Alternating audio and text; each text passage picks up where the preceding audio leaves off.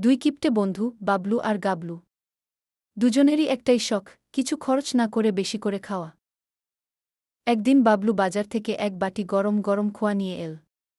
সে খুশি হয়ে বলল, দেখ, আজকে 1 টাকাও বেশি দিইনি।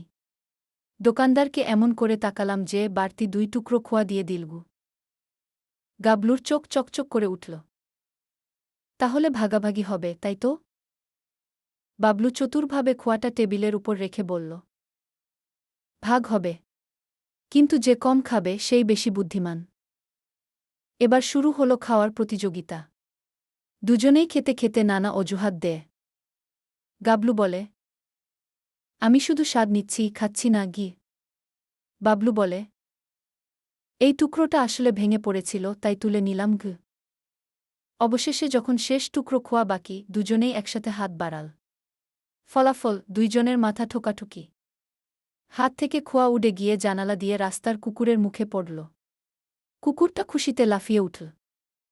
গাবলু বিরক্ত হয়ে বলল, দেখ, আমরা এত হিসাব করলাম, শেষে কুকুরটাই কিপটা না হয়ে বুদ্ধিমান হয়ে গেল।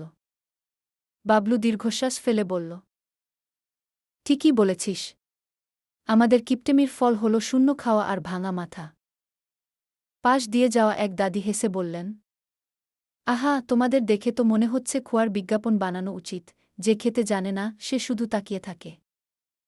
দুজন লজ্জায় মাথা চুলকাতে থাকে, আর কুকুরটা খোয়া শেষ করে তৃপ্তির ঢেকুর তোলে।